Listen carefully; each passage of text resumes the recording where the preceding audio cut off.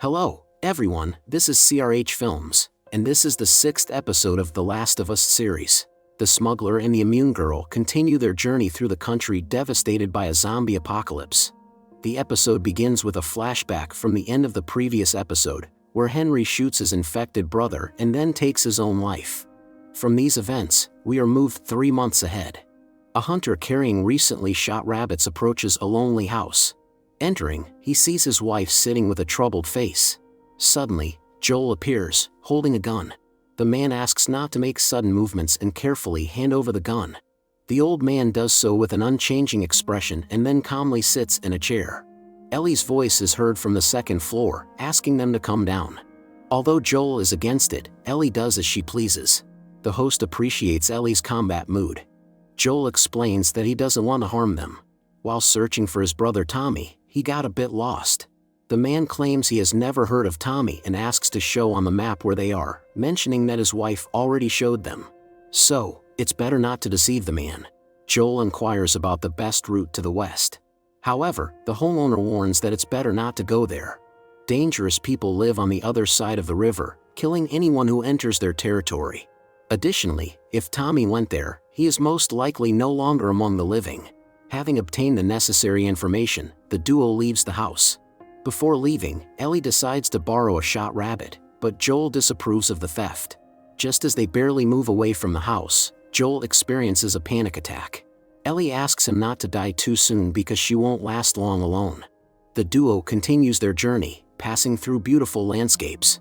Deciding that traveling at night is not the best idea, Joel and Ellie stop for a rest. After dinner, the smuggler repairs his worn-out shoes with duct tape. Feeling the lack of warmth from the fire, Joel decides to drink a warming drink.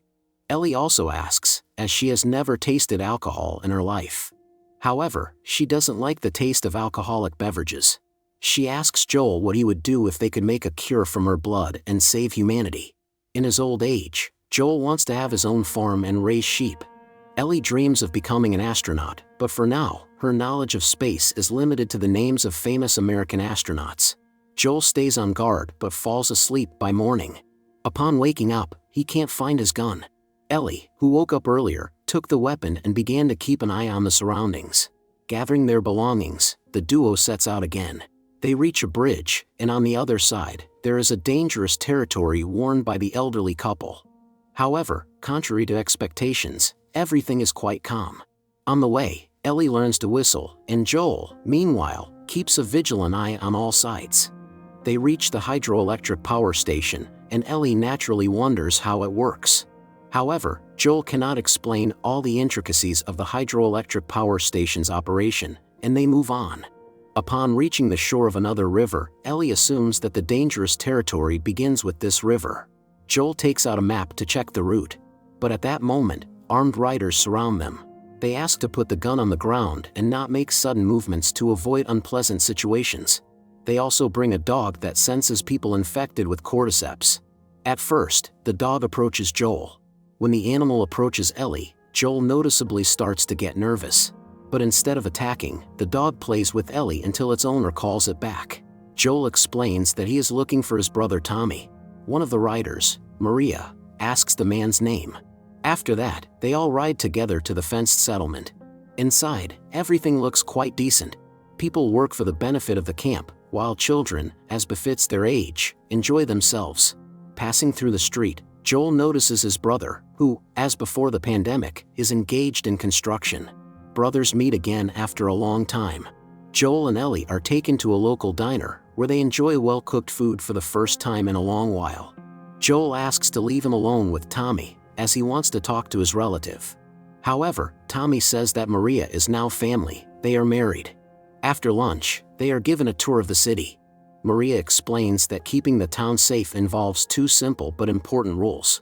They've earned a reputation as ruthless to deter unwanted guests. They also avoid using the radio to avoid accidentally revealing their location. They even fixed the hydroelectric power station, and now the place has everything for a comfortable life. Reaching the farm, Joel asks who is in charge in this town. Maria says there's no leader. Everything is communal, and each person contributes to the community. But still, Maria is elected as a democratically chosen leader to serve the 300 people in this town. Joel immediately draws a parallel with communism. Although Tommy denies it, Maria says that, in essence, they live by the principles of communism. Maria suggests Ellie visit the shower. She leaves the brothers alone to catch up. In the bar, Joel says he needs to take Ellie to the Fireflies. The base, according to Tommy, is a week's journey from here, at the University of Colorado. Joel asks his brother to go with him, but Tommy refuses. He's about to have a child, so it's better not to risk his life unnecessarily. Angry, Joel goes out into the street, where he has another panic attack. He even hallucinates about his daughter, who died 20 years ago. After washing up and putting on clean clothes, Ellie goes to Maria. The woman suggests refreshing Ellie's look, even if it's just trimming the ends of her hair. During the process, they have a conversation. They discuss the memorial plaque on the fireplace. Kevin is Maria's son, and the girl, Sarah, is Tommy's niece and Joel's daughter. Ellie is shocked because Joel never mentioned having a daughter. Now Ellie understands why Joel behaves the way he does. Maria is concerned and warns Ellie that at the beginning of the pandemic, Joel did terrible things, killing innocent people. Ellie counters Maria's arguments by saying that he did all of that with Tommy. Later, Maria takes Ellie to an improvised movie theater. But the teenager is not accustomed to such entertainment. She sees Tommy and quietly follows him. He brings new shoes for Joel and tells him about Ellie's immunity and the possibility of creating a cure from her blood. He also reveals Tessa's death and her last wish for Joel to take care of the girl. But due to his age, he can no longer take care of her properly. He's old, too slow, slightly deaf, and occasionally experiences panic attacks.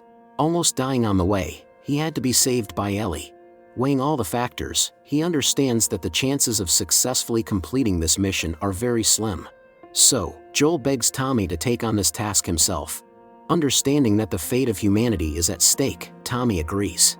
He shows Joel the house they've allocated for rest, and he goes to the theater to inform his wife of his future actions. Joel enters Ellie's room.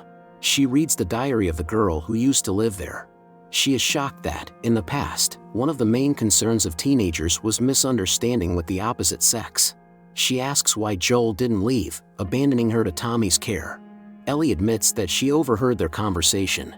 She says that Joel doesn't want to get close to her because he's afraid of losing her, just like he lost his daughter. The conversation turns into an argument. The duo argues about who has lost more loved ones. Joel says that from this moment, their paths diverge and leaves the room. In the morning, dressed, Ellie waits for the signal to go. Tommy enters the room. Without saying a word, Ellie follows him. They go to the stable, where they come across Joel. Just 30 minutes ago, he wanted to steal a horse and leave. But now, he gives Ellie a chance to choose who she wants to go with. Ellie immediately chooses Joel.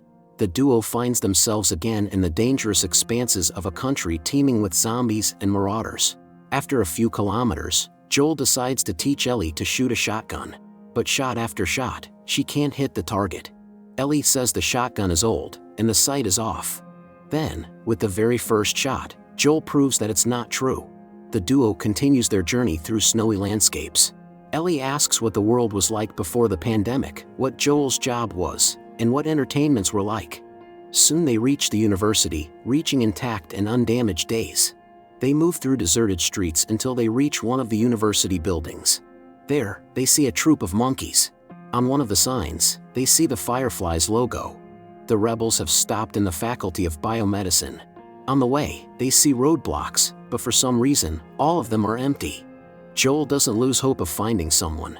In the building's lobby, they find abandoned medical equipment. Hearing a sound coming from the second floor, Joel and Ellie head there. But the source of the sound was the same monkeys as on the street. In this office, Joel sees a map with various routes. All roads lead to one place, Salt Lake City. Suddenly, Joel hears voices coming from the street. Looking out the window, he sees 4 armed men. Joel and Ellie quickly but inconspicuously descend and run to the horse. From behind, an unfriendly man attacks Joel. Joel manages to permanently pacify the attacker. Returning to Ellie, he notices a homemade knife handle sticking out of his stomach. The rest of the bandits rush in. Quickly, the duo gets on the horse and rushes away. Near the railway, exhausted Joel falls to the ground. Ellie, with tears in her eyes, sits next to him, not knowing what to do next. The camera zooms out, underscoring their helpless situation. Episode 6 of the series ends.